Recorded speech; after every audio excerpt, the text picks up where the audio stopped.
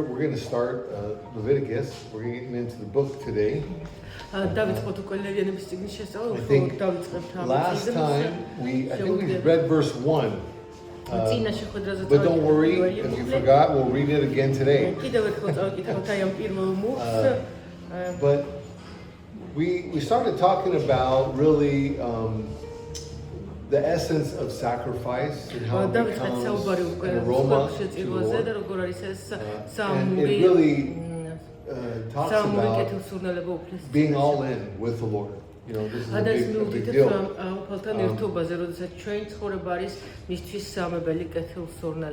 We saw the call. This is the way the book began. The name in Hebrew would be and he calls or and he called. Pulled from the first words. And he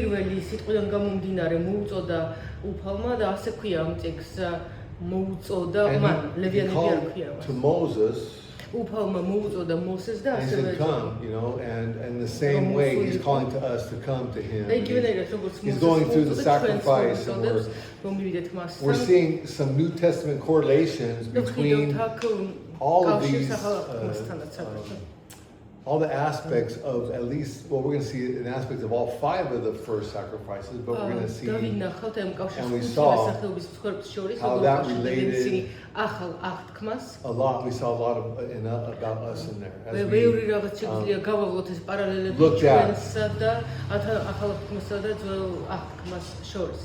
looked at the calling, looked at the sacrifice, we looked at the blood, you know. There was an aspect of the blood that was necessary to cover sin, showing the seriousness of sin. Old Testament, the blood of the sacrifice was spilled out and it was a temporary covering over the sin issues. In the New Testament, we are permanently covered in the blood of Christ. That was a powerful picture of that. And a couple key verses for the book was in Leviticus 17 verse 11. And the main verse we talked about last time. And it said in here, 17 verse 11. And it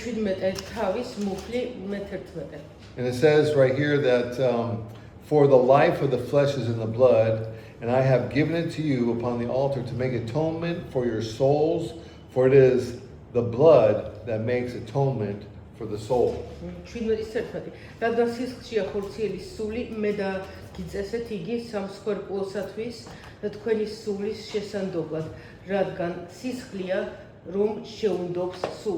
And we related that to what the New Testament said in the book of Hebrews when it's talking about these sacrifices. Chapter 9, verse 22. And according to the law, almost all things are purified with blood, and without the shedding of blood, there is no remission. We can know many things about God. Have a lot of fear towards God, a respect for God. We can even reverence God. And even reverence Jesus. But without His blood being applied to our lives, there is no remission of sins, no forgiveness of sins. And we remember that the fact that blood was required to cover sin. Any sin, all sin. It showed us that sin is very severe, very serious, and must be dealt with that way. Also recognizing again that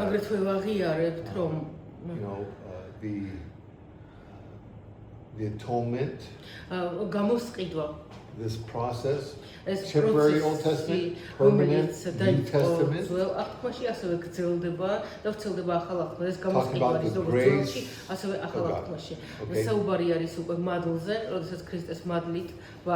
and we also saw how these sacrifices point to Jesus. And how these sacrifices, they really, it appears really early in biblical history. We know we saw some in Genesis chapter 3. When Adam sinned, there was the killing of an animal. We don't have this all the details there, but their sin caused an animal to be killed, blood to be shed, in order for them to cover their shame. And then Cain and Abel, they already knew that they had to sacrifice an animal. And part of the process.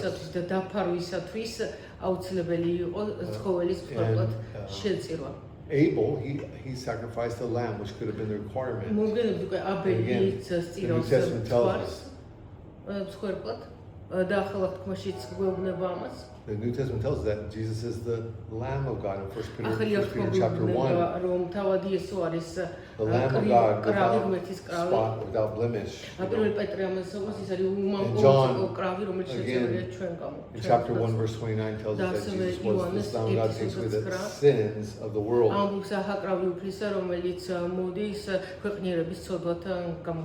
And in these, I think the first 7 chapters, we're going to cover 5 sacrifices. Today we're going to cover the burnt offering.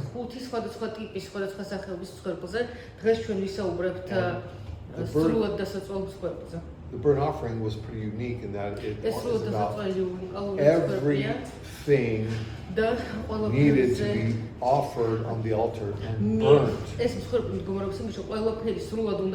completely consumed, everything dedicated totally. Right? That's huge. And we saw that when this is offered, that it's a sweet smelling aroma to God. Leviticus chapter 1, verse 9, 13, 17, it keeps repeating, and it was a sweet smelling aroma to God. And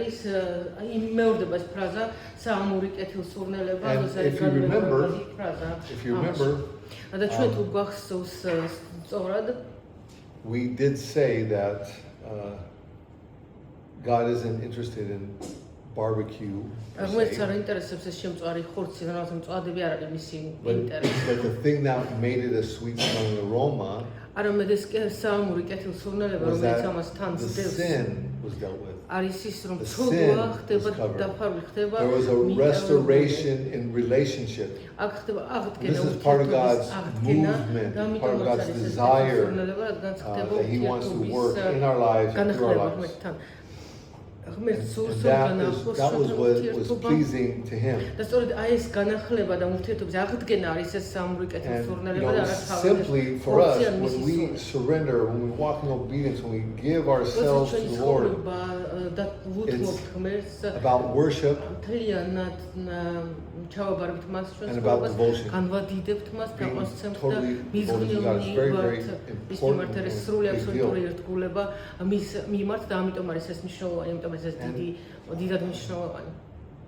You see, that's what Jesus' sacrifice did for us. It was pleasing to God.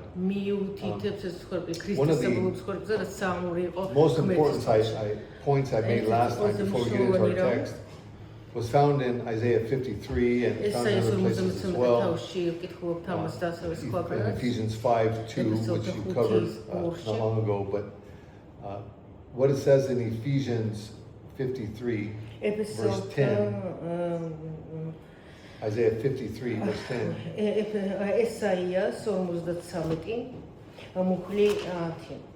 Let me read it in English.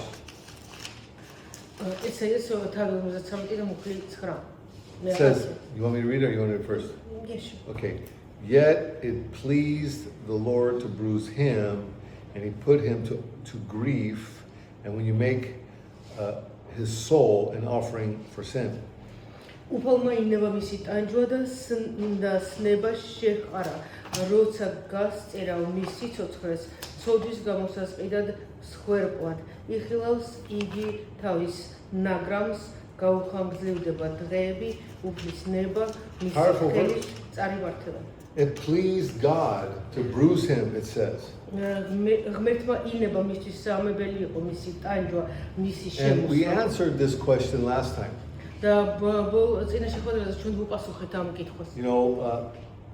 Why did it please God the Father to bruise God the Son? How is that pleasing? Let me read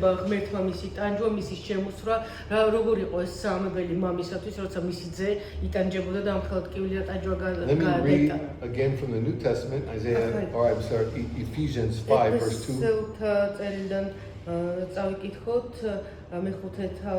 It says right here, and walk in love, as Christ also loved us and gave himself for us as an offering and a sacrifice to God for a sweet smelling aroma. და იარეთ სიყვარულით როგორც შეგვიყვარა ქრისტემ და ჩვენი გულისათვის შესაწირავად და კეთილსურნელოვან მსხვერპლად მისცა თავისი თავი ღმერთს. The scripture tells that Jesus is our example. და წმინდა წერილი ასევე გვასწავლის რომ იესო თავად არის ჩვენი მაგალითი. Dedicated himself completely to following God's will all the way to the end, even to his death. And he did it for the joy that was set before him, the scripture tells us. The Father had joy, Jesus had joy. და ამიტომაც მამაც ხარობდა და ძეც, რადგანაც ეს არის სრული აბსოლუტური მორჩილება მამის მიერ. Evil men treating the Messiah, the Savior of the world, with contempt. Beating, spitting, mocking, ripping out his beard from him, beating his face, pushing thorns, nailing him to the cross. We see the evil side. Talks about the evilness that's in man, but the reality is the sacrifice pleased God because it covered the sin of everyone that would put their faith in Jesus Christ. The blood would cover them completely. This is huge. This is important. This is radical. This was done for us. And Jesus endured the cross. For this reason, because he knew he would be inheriting a family, you and me, we'd be with him for all eternity.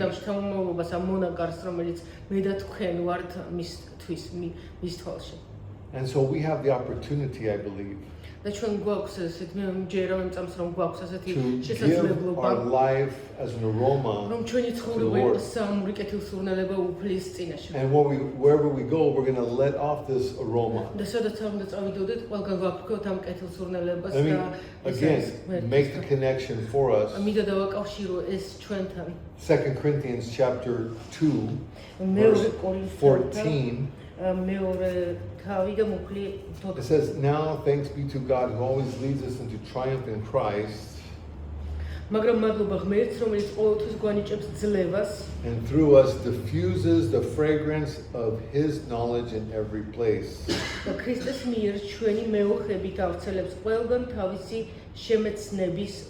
This is a very interesting word, diffusing this fragrance. Our life smells to people. It has a good smell or a bad smell. ყველგან თავისი შემეცნების სურნელს, ეს სურნელი, რომელიც გამოიფრქვევა და უნდა გამოიფრქვეოდეს ჩვენგან. ეს არის სასიამოვნო საამური სურნელი და არა ცუდი. Fragrance diffuses through our words and our attitudes, our decisions, our reactions, our character. All of these give off an aroma.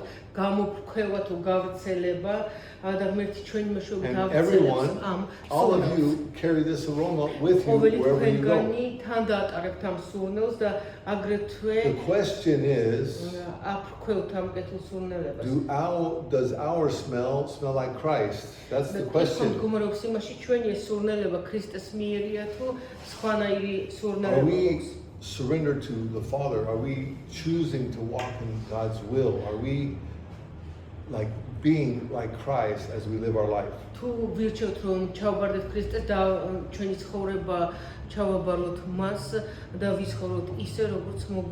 some this is a fragrance of life, and to others it's a fragrance of death.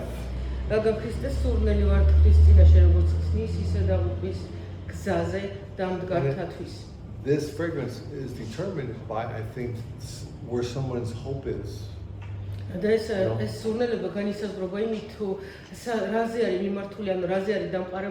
someone comes to the realization that this world is perishing and I am like lost in this and I don't like what is going, and they're seeking God. They're drawn to people that have the fragrance of Christ because they're ready to receive some of them.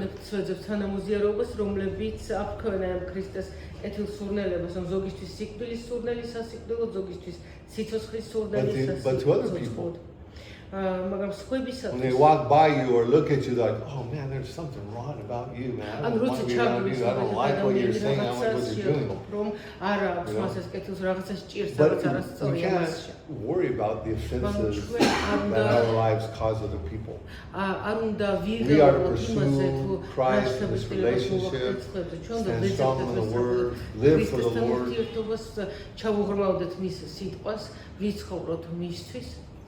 And so, through our lives, some people will come to the Lord, and some people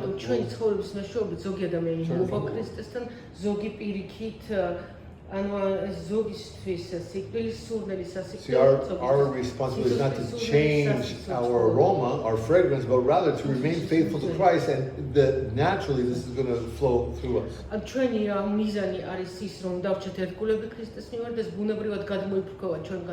the reality is, the sincerity that's in our heart is going to be made known. What's in the inside is going to come out.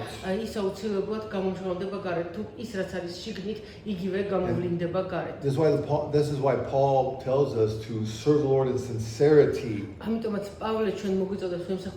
This connection is very practical. Because what I put in my heart will eventually come out of my life, and it will drive my path. And that can go either way. And so it's very important that we are in the Word, applying the Word, walking the Word, drawing close to the Lord through the Word, and doing everything His way.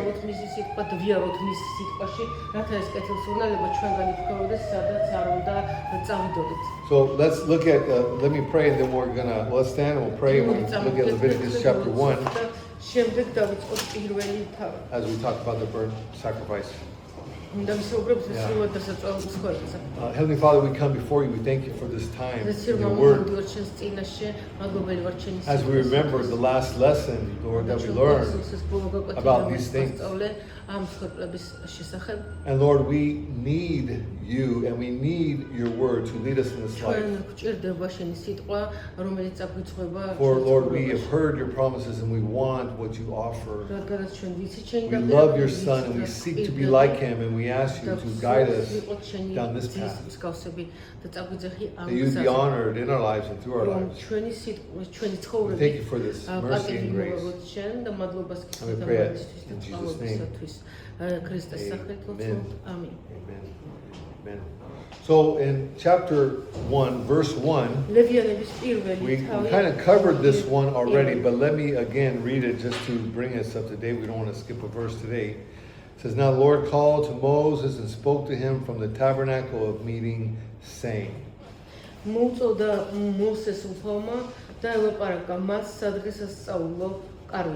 if you remember, the book of Leviticus is a book of worship. Right here, this is the first time the tabernacle is built, the priesthood is ready, and God is calling people into this fellowship with him. powerful moment. გამიდების წიგნი არის ფრიად ლევიანთა წიგნი, აქ უკვე ისრაელინები აშენებენ ამ სადღესასწაულო კარავს, ასევე სამღვდელოება ლევიანები ჩამოყალიბდნენ ზარყარიან, რომ დაიწყონ უკვე everything's done, everything's ready. მზად არის საკრებულო კარავი, მზად არის ლევიანები მზად არიან, რომ შეუდგნენ უშუალოდ ამ სხერპლის შეწირვას. As we go through the rest of this chapter, აი ამ თავის დარჩენილი ნაწილი, ამ თავის ბოლომდე. The key idea, I think, I mean, there's ძირითადი იდეა, a lot of things, but I think one of the main ideas is that we will see that sacrifice მთავარი აზრი არის ის, რომ ეს მსხვერპლი must have value. ამ მსხვერპლი არის ფასეული, მას გააჩნია გარკვეული ფასეულობა. We can't sacrifice to God the things we don't want anymore. ჩვენ არ უნდა შევწიროთ ღმერთს ის რაც არ გვჭირდება, აღარ გვესაჭიროება, რაღაცა ზედმეტი და თავიდან მოშორების მიზნით ღმერთს ეს ნარჩენი. For instance, we're living in Levitical days. You still sacrifice animals. This is for instance. წარმოიდგინეთ მაგალითისთვის რომ მოვიყვანოთ, წარმოიდგინეთ რომ ისევ იმ ეპოქაში ვცხოვრობთ, ლევიანების ეპოქაში. ვწირავთ მსხვერპლებს და მაგალითად მყავს This cow has been part of my family for 15 years. ეს ძროხა Great cow. 15 წელია რაც მყავს ეს ძროხა. But it has cancer and it's getting ready to die. მაგრამ რაღაც შეყრო ამ ძროხას ავად გახდა. Meat's no good, milk's no good. არც ძეს არ იძლევა, არც არაფერს, არც ხორცს, არაფრად არ. And I say, I'm going to sacrifice this cow to God. და მე ვიტყვი, მოდი ამ ძროხას ავიღებ და შევწირავ ღმერთს. That's not good. ეს არ არის კარგი მსხვერპლი, What if I თუ ავადყოფიან მომაკვდავი did that to არ you? უნდა ვინმეს რომ მისცე ადამიანს ასეთი. I go in my kitchen and I pull out my bag and tie and say, oh, this was such good food. მე ჩემს სამზარეულოში არ შემოვდა ასეთ ხორცს არ. Here, take this home. წაიღეთ სახში ის რაც რაღაცა გაჰუჭება. It's not a sacrifice. ანუ მკვდარი ძროხის ხორცი. You don't offer that. გამოდგება Gifts. ღმერთისთვის არ გამოდგება, მით უმეტეს ადამიანისთვის მიუღებელია და ღმერთს როგორ უნდა შესწირო ასეთი სახის მსხვერპლი. This value system is kind of built into the sacrificial system. ფასეულობათა სისტემა ჩადებულია, რომ ავადყოფიდა და უძლურებულია სიკვდილის პირას მყოფი ცხოველი. Verse 2 begins. მეორე მუხლი იწყება. Speak to the children of Israel and say to them, when any one of you bring an offering to the Lord, you shall bring your offering of the livestock, of the herd, and of the flock. თუ თქვენ შორის ვინმე შესწირავს უფალს, შინაური პირუტყვი იყოს თქვენი შესაწირავი, საქონელი და ცხარი. These are domesticated animals, part of the livelihood of the owner. This is part of their possessions. ეს არის მათი საკუთრება, მათი ქონება, ეს სხვა ძროხა, საქონელი, ის რაც ოჯახის უფალო საკუთრებაა და ისინი ძვირფასი და მნიშვნელოვანი it must have no blemishes, it must be clean and healthy if you want to give it. So this is very important. Something of value. I mean, imagine you're raising an animal, you feed it, you protect it, you watch it grow, you care for it. Your heart's involved. You're invested. And you say, God, here's my sacrifice to you. Lord will receive this sacrifice. Because the sacrifice must cost something in order to be a sacrifice. And this is part of the picture we see here. If a sacrifice that doesn't cost anything actually communicates very little about the sender. And I think a sacrifice must be personal. We also can give to God. We can sacrifice our time, our possessions, our resources, our money. We give our heart to our ministry. And this is valuable. You give the Lord your life. And I remember a thought I was thinking years ago. I spent my 30s in Russia serving the Lord, church planting, Bible college. And I was super active there, very active. And teaching so many times, so much stuff. And I remember in 2012 I was forced to leave Russia because of the laws that they had there. And I remember going back to the States, and I was thinking, like, I spent the best years of my life in Russia, now it's gone. Like I was kind of going through this. My 30s, I mean, you're talking about energy and all this insight and ability. Like I was just giving to the Lord, and then it was all taken away. For a minute, I was thinking my sacrifice was in vain because I didn't see the fruit of it. But I began to realize God received it. It was valuable to Him. And therefore, I don't regret any moment that I give to the Lord as I'm trying to serve the people and minister and bring people into the family of God. Because whatever the sacrifice is, however big it is, it's worth it to walk with God. And He honors that. And He's blessed by that. And He even says, when you give to me, like I store it for yourself in the kingdom of God. Our focus can't be all about this world and this life. We need to look beyond this to the bigger picture. Trust in the Lord that He's going to work the details out in our life. As we go through challenges, we're going to continue to give to the Lord in various ways.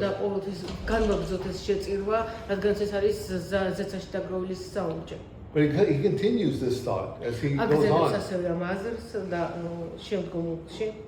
Right? He says in verse 3, well, let me point this out first in verse 2. He says, bring it of the herd or of the flock. And later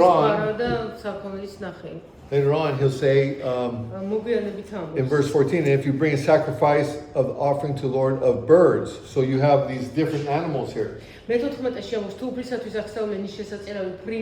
really quickly, what do you see as the difference between a bull from the herd,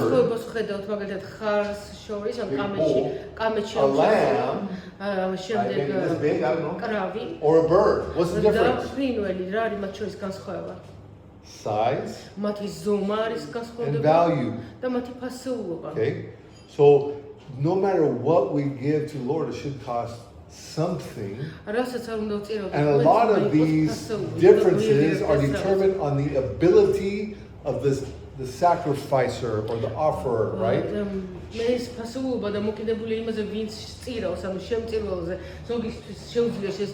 One guy says, yeah, I can give a bull. I want to give a bull to the Lord. Another guy said, I don't have a bull and I can never afford a bull, but I can give a bird, and that's going to be a sacrifice for me to give, you know? So the difference in the animal has to do with the economic status of the person a lot of times. And listen, we can only give what we have. We only give what we're able to give. But God sees the heart, and He honors the sacrifice the same way. And that's a powerful picture. Now, as you're looking at verse 3 here, he goes on to say in verse 3, it says, if his offering is a burnt sacrifice of the herd, a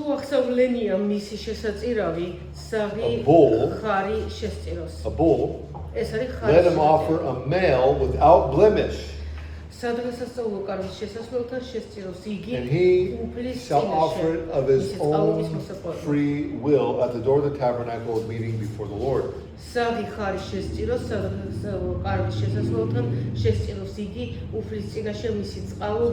he's going to take a valuable bull, one who has the ability to make more bulls, right?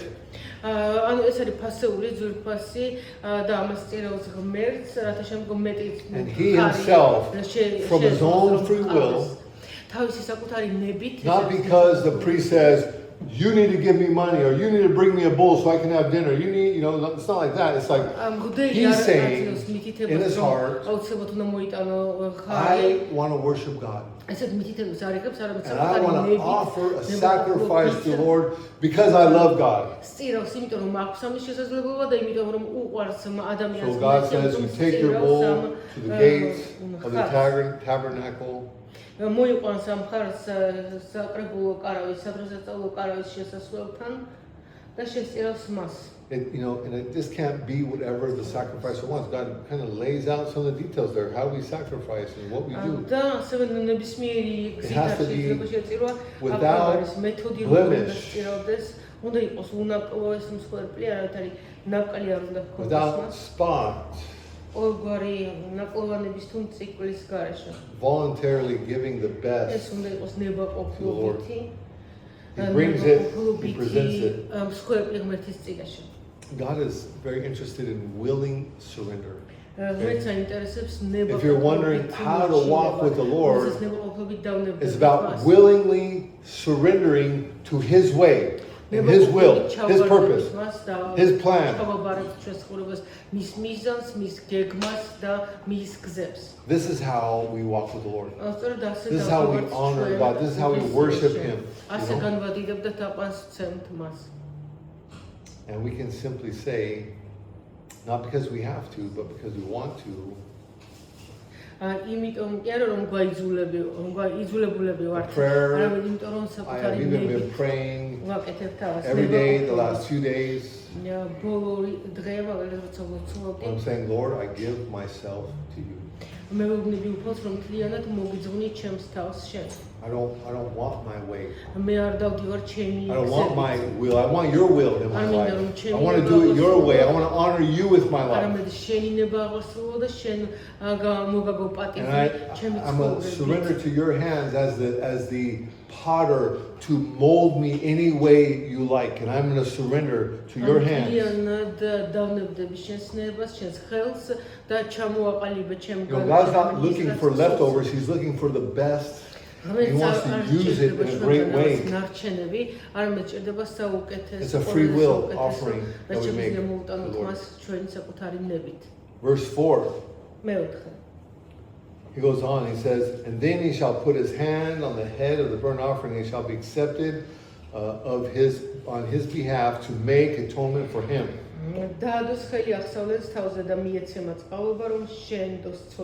This is a powerful picture as the owner willfully says, I'm going to come and I'm going to sacrifice, I'm going to worship, I'm going to draw close to the Lord, I'm going to bring my bull there. And he has to lay his hands on the head of the bull or the burnt offering. Whether it's a bull or a sheep or whatever.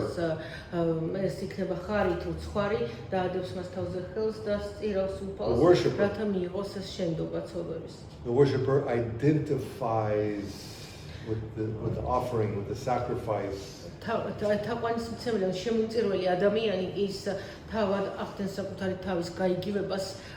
But here's what happens. The animal will die. The worshipper will live. Because the blood is shed. It's a powerful picture. The substitute stands in the place of the worshipper. Verse 4 says it will be accepted on his behalf to make atonement for him. And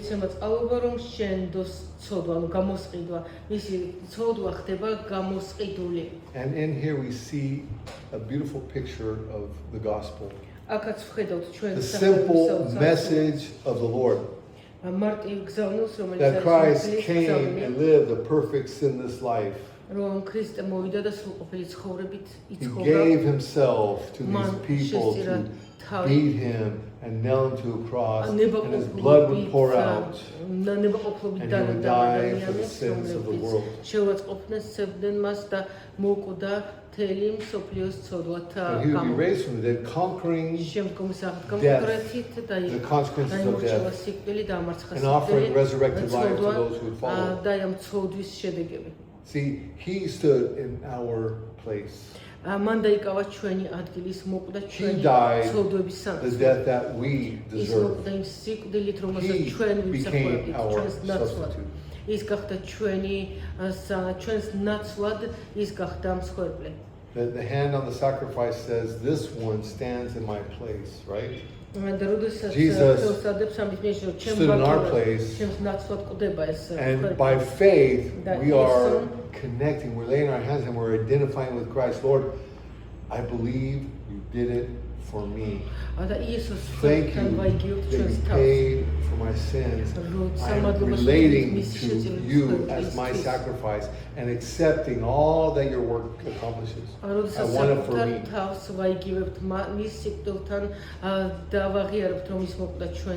Leviticus verse 5 goes on, and it says right here, verse 5, "He shall kill the bull before the Lord, and the priest and Aaron's son shall bring the blood and sprinkle it all around on the altar and by the door of the tabernacle of meeting."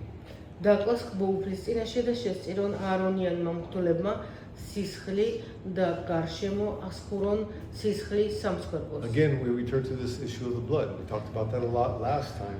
The life of the body is in the blood. The blood represents the life. The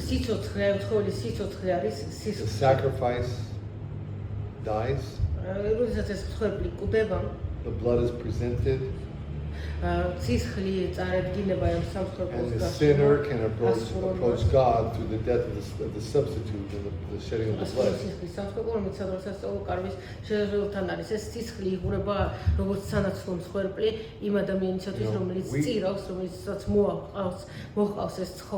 We never outgrow the blood because we never outgrow the need for Christ. It's there, it's a permanent reminder, once and for all, to cover the sins of humanity. But something specific about this sacrifice I find very interesting. I want to read with you verses 6 through 9. As it talks about how everything goes on the altar. This doesn't happen to all the sacrifice, but this one it does. I want you to listen to the word. He shall skin the burnt offering, cut it into pieces. Aaron and his son shall put fire on the altar, and the wood in order on the fire. Then the priest, Aaron's sons, they shall lay the parts, the head, and the fat in order on the wood that is on the fire upon the altar. And he shall wash his entrails and his legs with water. Okay, so the sacrifice is skinned, it's divided, it's arranged on the altar, it's washed, and then it's burned completely. Even the inner parts and the legs. And they're all washed, they're all clean of the things of this world that pollute and contaminate. It's clean from those things. But let me read verse 9 again, the whole verse. The whole verse here says, "But he shall wash the entrails and the legs with water, and the priest shall burn all on the altar as a burnt sacrifice." All of it. Made by fire, a sweet aroma to the Lord.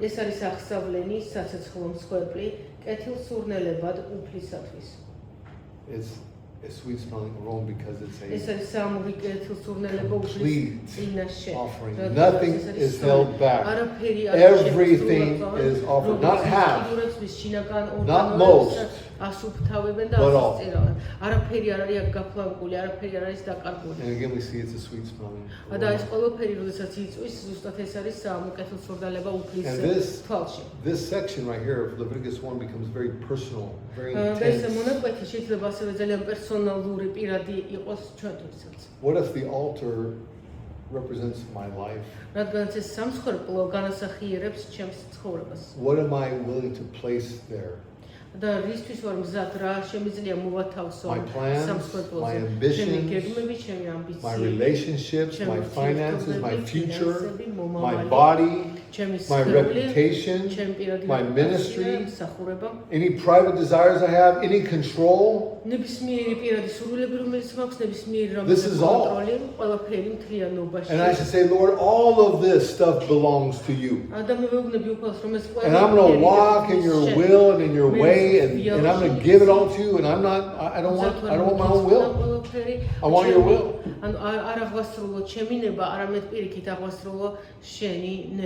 This is about how we approach God, how we walk with God. See, if we're just partially surrendering, we're still holding back from the Lord, and it's just not the same thing as saying, Lord, I'm all in. I give you my future, my plans, my wife, my children, my husband, my friends. Everything is yours, and I want you to purify it all. I want you to use it all. This is where God is taking us.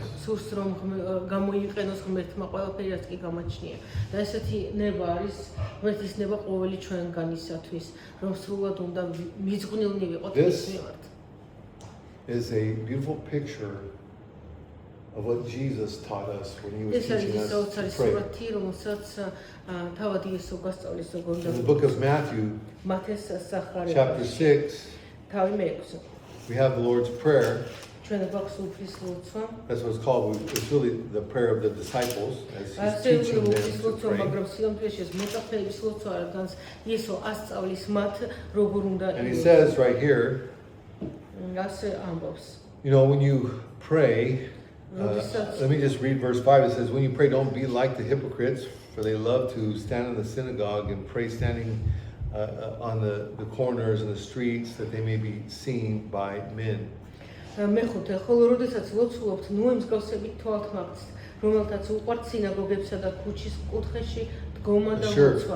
I say to you, they have the reward. But when you pray, go into the private room and seek the Lord with the doors shut, and God will reward you openly.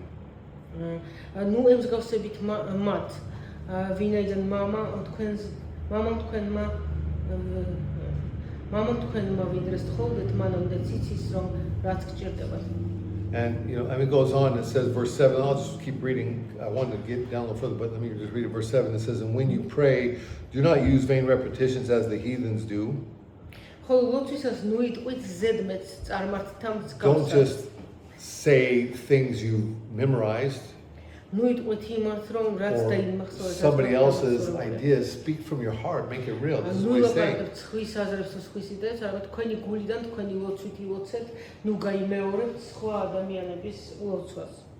For they think that they're going to be heard for the many words. Therefore, do not be like them, for your Father knows the things. Your Father knows the things you have need before you ask. And then he says, in this manner pray. And I'm going to read verse 9, 10, 11, 12, 13. Slowly, we'll look at them. Because Jesus, of course, he understood the sacrifice, he understood his role, he understood all these things. And he says right here, he begins by saying, our Father in heaven. Your prayer should be directed to God alone. And we can approach God through Christ and His sacrifice. Which paved the way.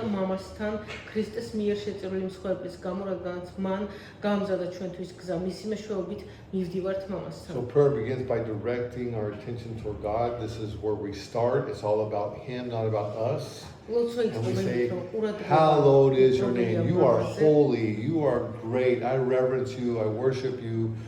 You're the King of everything. We're recognizing who God is. Hallowed is your name. We're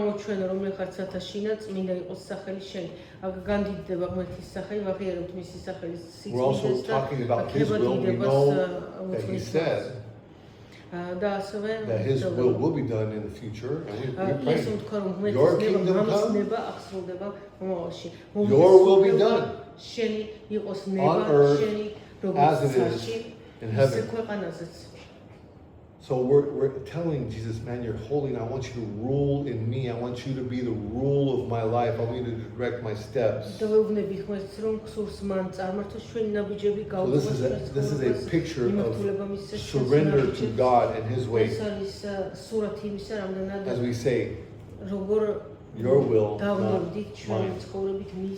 And this is the attitude of the burnt offering. Right? Complete surrender and dedication and vulnerability to God's way. Prayer, it's a lot more than just bringing a list of things to God. I want this, I want that, I want you to do this, I need this, you gotta help me here. It's more than that. It's part of our worship of God.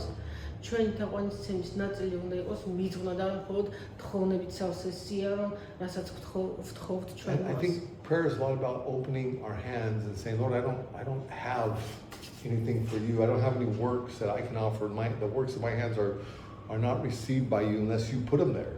I want to do what you have.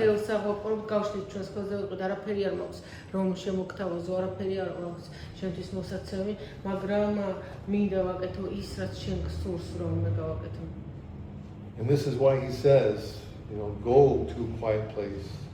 And a lot of times when I sit before the Lord, I'll open my hands and say, Lord, like, you fill my hands with what you want me to do. I want to do it your way. Here I am. I'm ready to walk with you. I'm giving you the control. So we want to give Him the control in our lives. And a lot of times this posture, this symbol, this thing is a picture of what's going on in our heart if it's real, and it will become real as you stand before the Lord this way.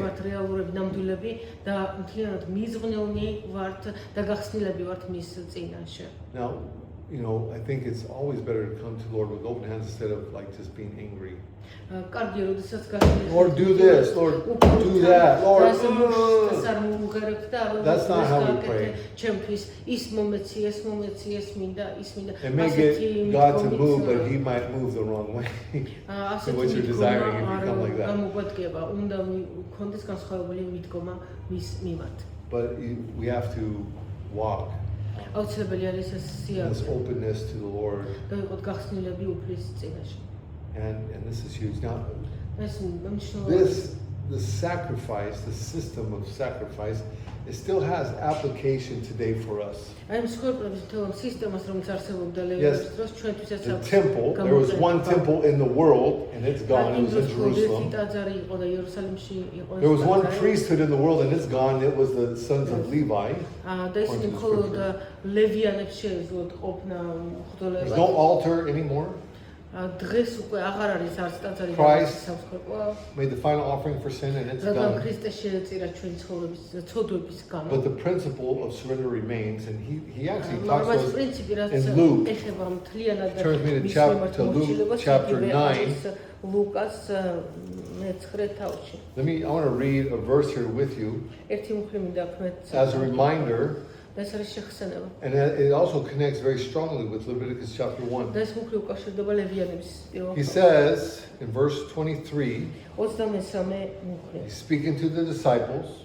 მოციქულებს მიმართავს. And he says, if anyone desires to come after me, და მიმართა ყველას, ვისაც სურს მომსდიეს, let him deny himself. განუდგეს თავის თავს, აიღოს თავისი ჯვარი და გამომყვეს მე. Denying himself. It's not talking about destroying your personality. ეს არ ნიშნავს, რომ საკუთარი პიროვნულობა დაანგრივა, საკუთარი პიროვნულობაზე თქვა უარი. But it's talking about surrendering the right and rule of your own life. This is such an important concept for us. We got to say, I'm no longer in control. I'm going to let the Lord lead my life. I'm going to do it His way. That's the application in the New Testament of the Old Testament sacrifices for us. But this is not a one-time event. He goes on to say, right, let him deny himself and take up his cross daily. It's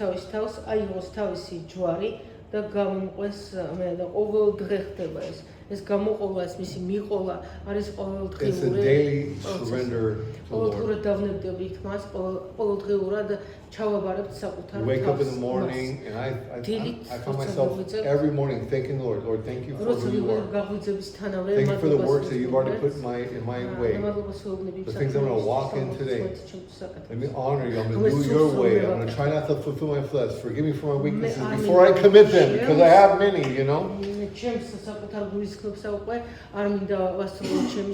I want your way.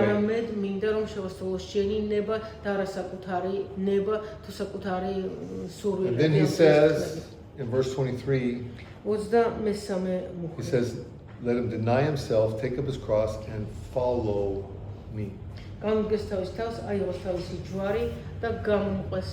Huge, because we want to be available to Jesus. We want him to direct our steps, direct our life, to be ready when he calls for us to get into action or to do something. And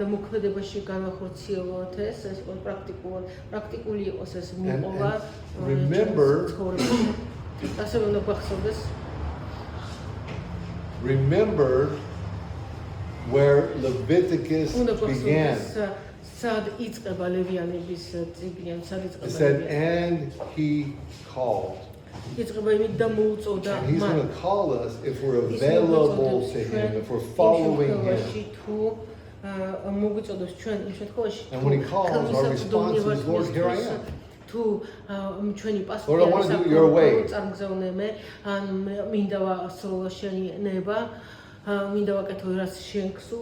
think a surrendered life stays close enough to Jesus that they can hear when he calls. It's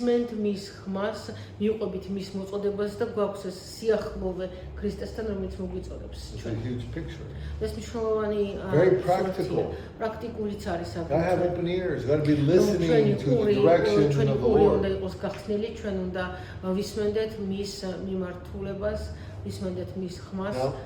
as we are continuing to look at the herds and the flocks and the birds, we're going to see it's the same across the board, the sacrifice, according to the ability of the person, right? Let's pick up in Leviticus chapter 1, verse 10.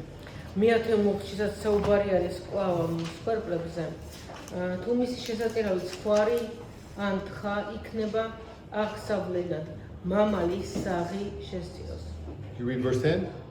Okay, let me read it. It says, if his offering is of the flocks and the sheep and of the goats, as a burnt offering, he shall bring it male without spot. He shall kill it on the north side of the altar before the Lord, and the priest Aaron's son shall sprinkle his blood all around the altar. They shall cut it to pieces, the head and its fat, and the priest shall lay them in order on the wood that it is on the fire upon the altar.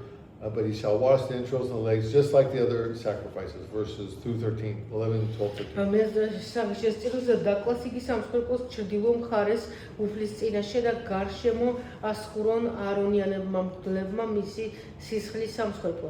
დაანაწილებლობებად და დააწყოს მღვდელმა მისი თავი და ქონი შეშაზე, რომელიც ცეცხლზეა სამსხვერპლოზე, ხოლო შიგნეული და კიდურები წყალში გარეცხოს შესწიროს მღვდელმა ყველაფერი და სამსხვერპლოზე დაწვას.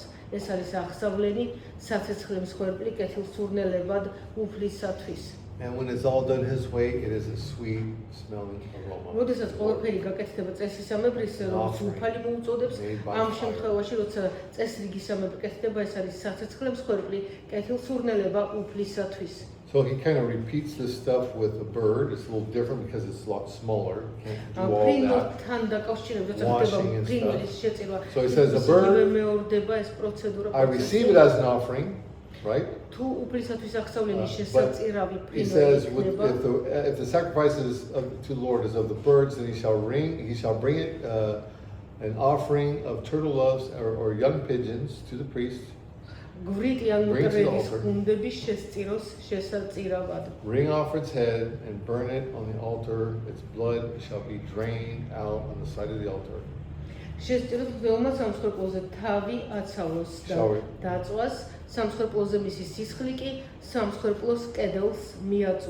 shall remove its crop with the feathers and cast it beside the altar in the east into the place of the ashes, and then he shall spill it or split it at the wings, but it shall not be divided.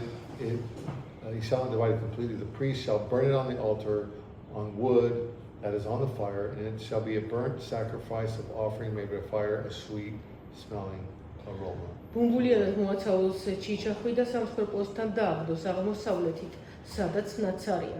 ფრთები გადაუმტრიოს, არკი მოაშოროს და დაწვას მღვდელმა სამსხვერპლოზე შეშაზე, რომელიცაც ცეცხლი უკიდია. ეს არის აღსავლენი საცეცხლე მსხვერპლი კეთილსურნელებად უფლისათვის. The chapter gives different possibilities. ამ თავში მოცემული გვაქვს სხვადასხვა შესაძლებლობები, განსხვავებული. A bull of the herd, a sheep or a goat, a flock, a turtle dove or pigeon. The animal differs. The value differs. მამისი ფასეულობა, მისი ღირებულებაც ასევე განსხვავდება. ერთმანეთისგან, მაგრამ მთავარი სურათი რჩება უცვლელი. ეს მსხვერპლი უნდა მსხვერპლი ნიშნავს მთლიანად დანებებას უფლის მიმართ, სრული მიწყვილება და სამური კეთილსურნელება, რომელიც იფრქვევა უფლის წინაშე. Everyone needs to approach God according ყოველი ადამიანი უნდა მივიდეს ღმერთთან იმის მიხედვით, როგორც უფალი უწესებს მას უფლის მიერი გზით.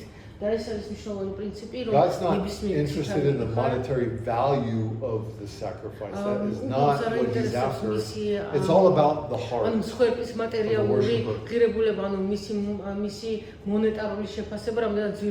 wealthy person can bring something bigger than a bull, but that's the extent of what he's requiring. Whereas maybe someone can only bring a dove, but he would require that as well. All of them need to have their blood spilled and need to be coming on the altar.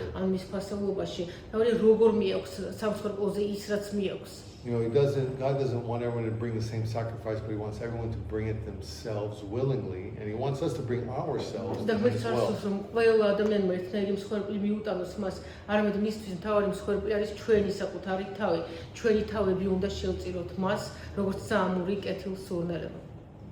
And there's just in conclusion, let me just say a couple things here. There's this reality where we have the ability to really put ourselves as a sacrifice to the Lord. Say, God, here I am, all of me. And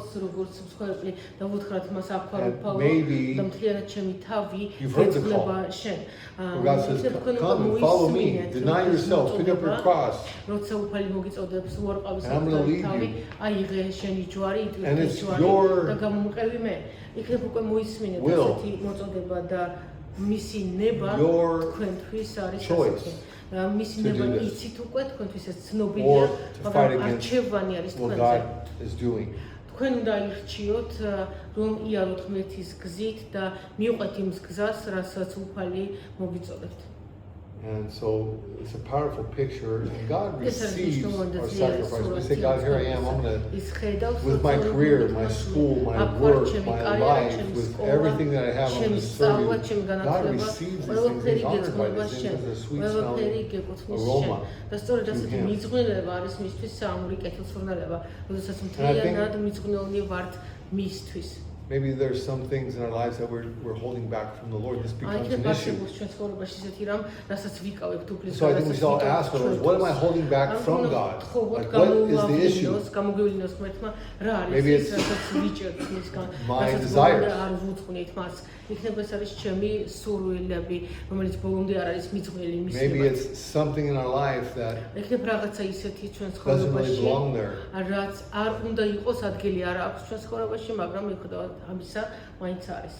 Maybe it's my plans that we don't want to give Him control of. Maybe it's our future. Maybe it's an aspect of our heart. But I want my life to carry the fragrance of the Lord, fragrance of Christ wherever I go.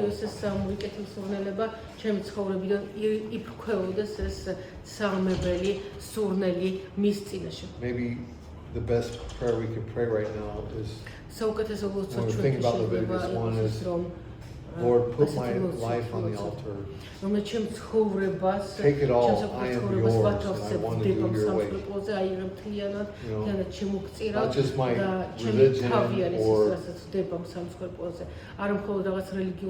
not only the way I serve or certain days, but rather my whole life. I want you to be the center of everything. I want to do your way. I don't want to hold anything back any longer.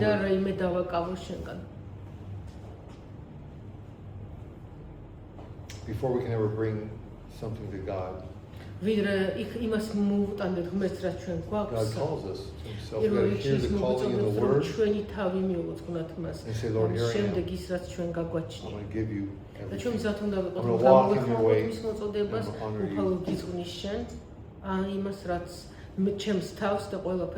But this first sacrifice says something very clear.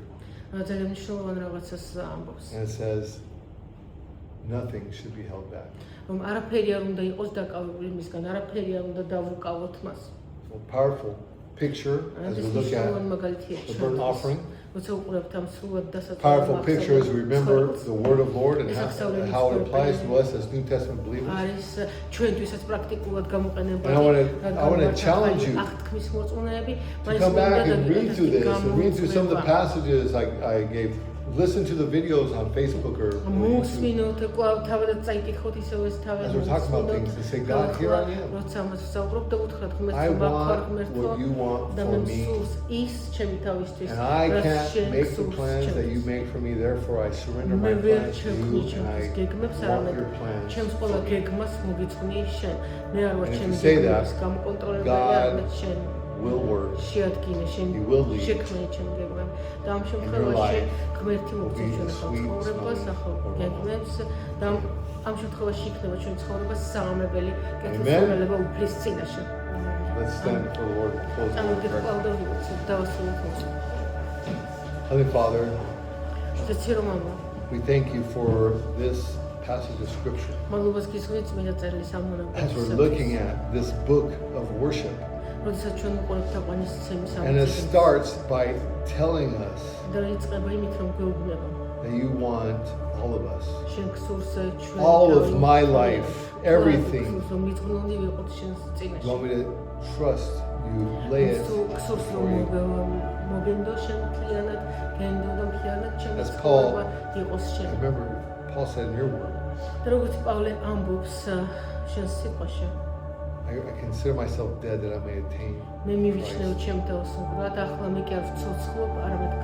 Lord, help us have the same perspective, the same desire, the same attitude. And so, Lord, we thank you for it.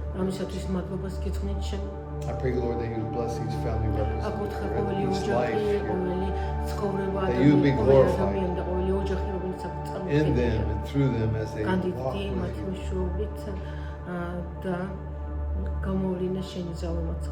Lord, we desire to worship.